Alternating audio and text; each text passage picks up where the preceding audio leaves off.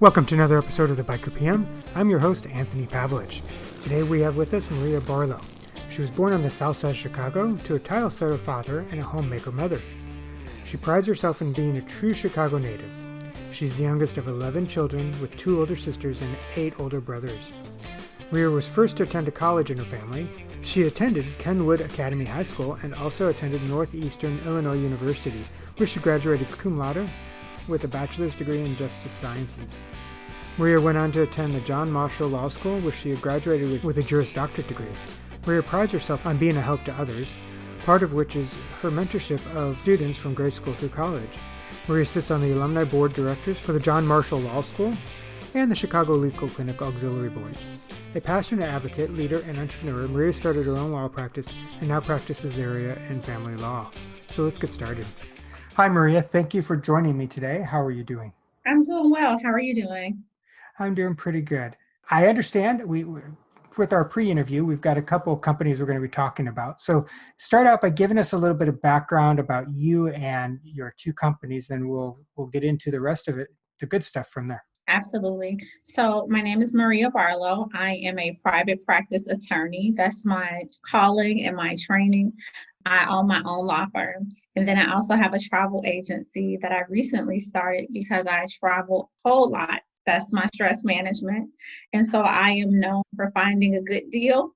And because everybody calls me and asks me for trips, I started a travel agency. It's 2 different unique businesses. So let's start with the law firm. What drew you to being a lawyer? What drew you to this passion? So several things. The biggest thing that was the allure for me, I grew up with a very large family. I'm the youngest of 11. I have 8 older brothers, and growing up, my brothers were oftentimes stopped for being a big group of guys, and they were stopped for something that was called mob action at the time. And unfortunately, you can't divide your family up. So in order to be into compliance, or at least appear to be into compliance. So they were stopped a lot, and when the police stop you as a young African American, they are going to search you. They're going to put cuffs on you. They're going to put you on the ground. And unfortunately, I saw that a lot with my brothers. I saw them being harassed growing up. One specific incident, there was a police chase near our home, and my brothers were on the porch. They had their shorts on, no shoes, no shirts, just, goofing off. And they went down to the end of the block to kind of be nosy. And the police stopped them and pulled them over and put them on the ground and told them they fit the description of the people who had stolen the car. So just seeing things like that, it just really was disturbing to me. And I know that it couldn't just be us. It had to be other families that went. I can't imagine personally having to deal with that. And I'm lucky in a sense that I didn't have to deal with that. I can't imagine being afraid to hang out with your family and have that fear of getting stopped just because you're in that group. How did the family back then handle that? How did you guys deal with it as a family during the time that it was happening? It's still an issue now. If you see a group of, colored or people of even a marginalized race together, they're stereotyped. But back Absolutely. it's gotten a little bit better, but not obviously better enough because it's still happening. So, but how did you handle it as a family back then as kids? How did your parents and the family together navigate that? It depends on the circumstances. I think that in our own neighborhood, it was a little bit better for my brothers because now you're very well known for being that very large family. So it was a little bit better, but it wasn't better, and it's not better now still. It's different now. And I think that now, because we have so many cameras, that people are able to actually see it, and things like this are undeniable. Yeah. Whereas back then it was your word against theirs, and their word always won. And now you have it on tape. It's here. It's in black and white. Growing up, it depended on the circumstances. I had a brother that was arrested for something he didn't do. My parents tried to put together the money to get a lawyer, but that wasn't always the case. You have 8 boys in the family, so you could imagine what the grocery bill is for something like that. Yes. But also growing up, I grew up with my nieces and nephews. I have over 65 nieces and nephews. So, and counting, because now the nieces and nephews are having kids. So Large family. it's a very large family. So unfortunately, it's always something. Even in an instance, I remember this incident. My brother was stopped, and he stopped to say hi to my niece, but he stopped in the middle of the street, and the police came and wrote him a ticket. And my brother said something smart, and the police officer reached through his window and snatched him through the window and arrested him for disorderly conduct. I hear these stories and I just don't understand. I mean, I guess people's minds work differently, but I just can't understand how somebody can think that that's okay to do that. And obviously, people think it's okay to do it because it's still happening. Absolutely. It's ingrained. I think that if you grow up in a police, and by grow up, I mean come through the ranks in a police department where that's acceptable, because remember, we didn't always have these video cameras. Everybody has a video camera now. Yes. So now you are in the spotlight. You are there. You better know it's a camera somewhere. So it's a little bit different now, but not necessarily. This has always been going on. And like I said, now it's just undeniable. But if you grow up in a police department, especially under somebody like Burge, who tortured people, of course you're going to think it's okay. Of course you're going to still think, okay, I can beat and brutalize people as I see fit because this is the culture of our department. And I think that that's the culture of a lot of police departments, unfortunately. And it's not all police officers, but there are enough that do things like this. There are enough. Yes, like you said, cameras are everywhere now. So the difference is that the awareness is there. And it's just like anything that happens around the world, in the past it could have taken days, weeks, months for the information and the news to travel to somebody. Now it's seconds. So now you can Right. you can see these things that are happening. So what was the point that you said, okay, I'm going to be the one that's going to become a lawyer and make a difference? I've always wanted to be a lawyer ever since I was a kid. The funny thing is, my aunt, we talk all the time, and she told me recently, she's like, "Oh, you used to get on my nerve as a kid. You would always ask all these questions." And so I would imagine by the time I got to high school, I knew that I wanted to be a lawyer. I knew that, and at that time, I knew that one of the things that I wanted to do was defend people that were wrongly convicted or wrongly accused of crimes that they didn't commit. That was when I went to law school. I was certain that that was the area of law I wanted to practice. I think that the difficult thing for me, though, was being able to actually do it. So I'm the first one in my family to go to college. So that was it was a bit intimidating to have to take that next step that nobody else took. And because no one else took it, I didn't have a lot of guidance. I had support, but not guidance. Like I had to figure Mhm. it out. It's not as if my parents or my older brothers had been through that. It was me. I had to figure out that process to get into college and to get into law school. So it was just determination. And when I finished school, I knew I wanted to start my own firm. A lot of firms don't have the kind of culture that I would look for in a firm. So I started my own. I want to be somewhere where I'm comfortable. And my firm is probably 8 minutes away from where I grew up and 6 minutes away from my house. And I don't want my firm to be downtown. I want my firm to be in an area with people that look like me, that in an area that I grew up in, where I know people need services and they need good services.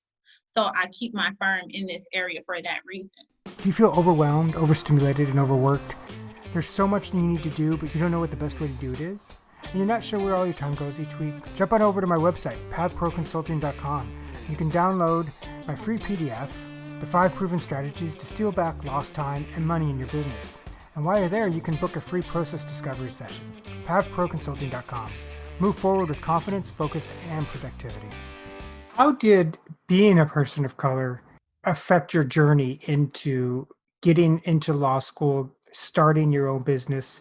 I don't know if you need this. Some people did, some people did not. I don't know if you needed financing to help you start your business. What was the effects of that on getting started as an entrepreneur?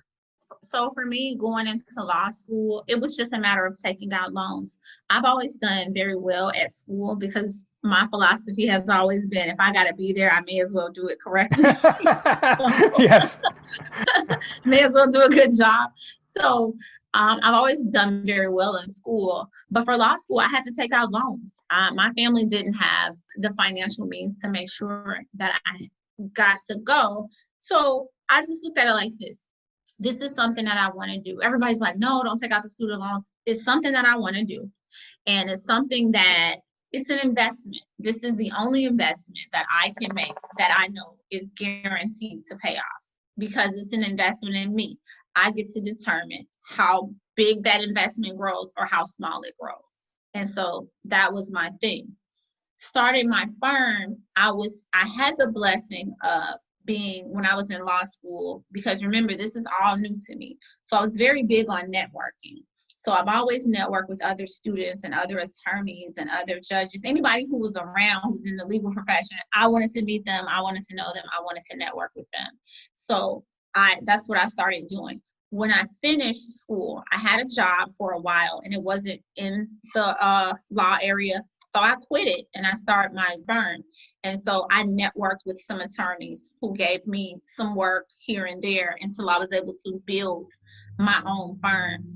One of the biggest supporters that I had was one of my former bosses. I did an internship at a legal clinic and he was the director and he was literally always nice to me, always very supportive, still very supportive. And he would send me referrals. Lots and lots and lots of referrals. So that was how I was able to get established. And that was how I was able to truly, weather those storms to make money and pay my bills.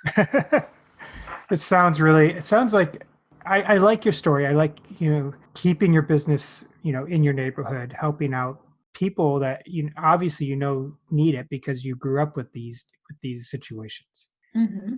Did you have any insight do you look at her as somebody who made a pathway for what you're able to do now? Absolutely. Absolutely. I think, especially for women, I think that for African Americans, we still have a very long way to go, because we still get discriminated against. Just yesterday, I'm in an attorney group where somebody posts something that I thought to be very racist, and I called him out on it. And it turned into a very heated debate. But the problem is those attorneys sometimes become judges, right? And so Yes. that behavior, those philosophies, those sayings, those thoughts, those experiences, they go to the bench and they decide the life of people who look like me. Those same attitudes decide somebody's life. And so it could make their life better or it can make their life worse. So I think that the loss of Justice Ginsburg is going to definitely, it has a huge impact. And I think that depending on who we get to replace her, it may not be a good thing. It may not be good for people, especially people of color. Not from what we're seeing so far, especially if they can get it through before, the election and before everything happens. I think it's a struggle. It is scary. I'm a dual citizen. I was born in the US. I'm from the US. I moved to Canada in 2011. And I fear for my home country a lot. And when the riots started happening a couple of months ago, and I hadn't watched the news for a couple of days, and my husband said to me, your country's on fire. And I'm like, what do you mean? Because we had been busy, so we hadn't really looked at the news, and he had been on social media. And that's when we started seeing everything that was happening. I'm like, my country is just really, it's scary, just everything that was happening.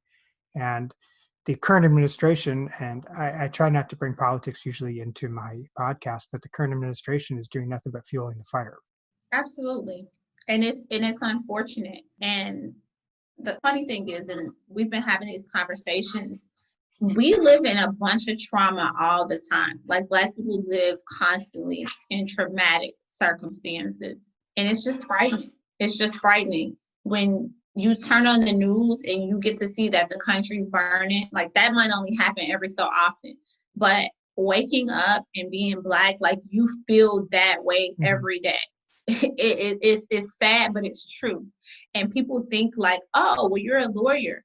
Yeah, but remember, I'm still a Black lawyer though. So the same discrimination and stuff like that that you go through, I do too. It's not as if my being a lawyer makes me something different. No, people feel how they feel. So they don't get to see my education. They don't get to see my credentials. They get to see my skin color, and that's it. And they act based on that and based on that alone. Yeah, you can walk down the street and be an attorney, you can be a judge, you can be a lawyer, but you're still your skin color is still what the first person everybody's going to see. That's the first thing everybody's going to see. I was watching the Yep. Time 100 last night, and there was a person of color, a woman, a cop, that she would get stopped by cops, and I was like, can you imagine the thought?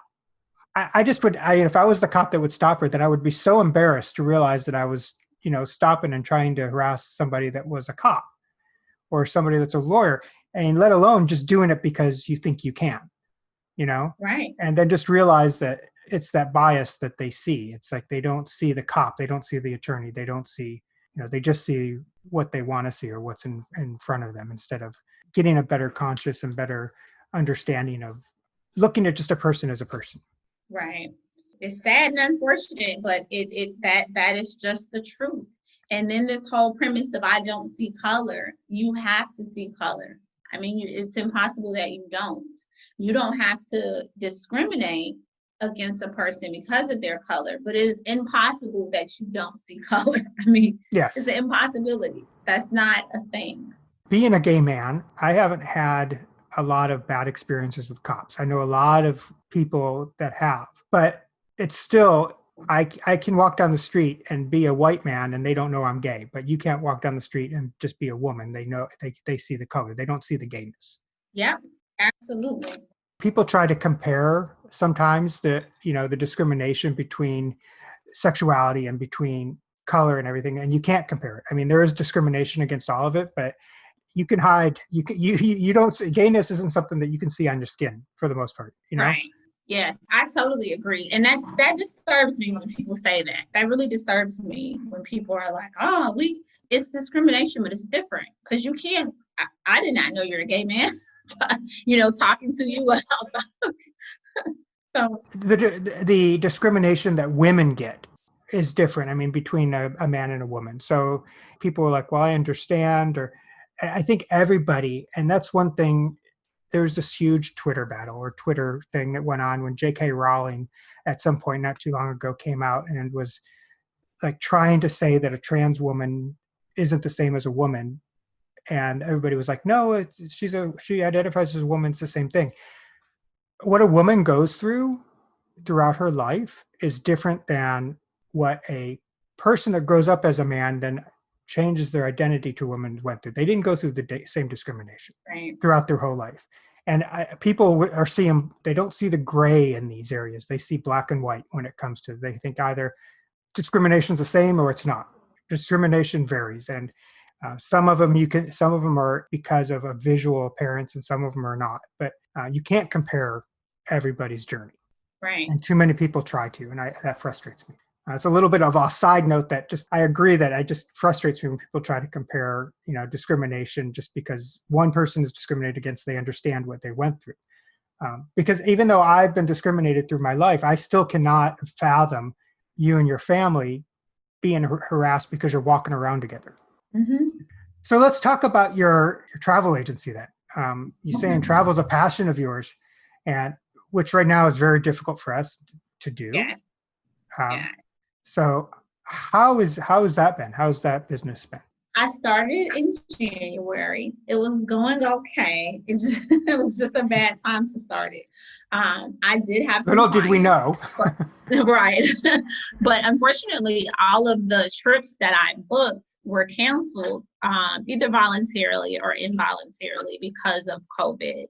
So it's not going well, only because nobody's traveling. And so I also haven't been advertising heavily or doing anything like that because I'm not going to travel. I don't think it's safe to travel. And so I won't. One thing about me, I'm very passionate. So I do things that I'm passionate about. I don't just do things for money. I have to be able to sleep at night. So with the travel business, I don't think it's safe to travel. If you would like to travel, no problem. I'll find you a trip, but I'm not going to solicit anybody to travel because I won't do it. I don't think it's safe to do so. So right now, we'll see. I think I'll do well when things open back up. I was finding some really good deals. I think one of our trips that we booked was a trip to Dubai. It was a 5-star hotel. It was for 2 people, the flights, the hotel, and the transfers to the airport and back from the hotel to the airport for $1,400 for 7 days, 2 people. So I find really, really good deals. So I have no doubt that it'll do well based on the deals that I find. Yeah, we were supposed to be in Colombia in April, and for 10 What part? days. We were going to go into Bogota, and Okay. then we were going to go to Cartagena on the coast. I love Cartagena. We went to Cartagena last February, and it was great. Everything was very economical, and the food was phenomenal. And we stayed at the Intercontinental, and it's very conveniently located around literally everything you can think of. Yeah, we were going to fly into Bogota for a couple of days, then take a Avianca flight to the coast, stay there for 7 days, and fly back and fly out because it was just cheaper to do it that way instead of trying to find a train or a bus or whatever to fly to. And that way we could see the capital city as well. But of course that got postponed, and who knows when that will happen again. But we have flight credits everywhere. Yeah, we were supposed to go to Greece this summer. It was a lot of trips that I had planned that got canceled. So that part of my life I miss so much. Yes. Thanks for joining us for another episode of the Biker PM. Don't forget to subscribe and leave a comment. I'd love to hear what you think. And remember, if you're an entrepreneur that wants to be with like-minded individuals and improving their project management skills, join the Biker PM Facebook group. Until next time.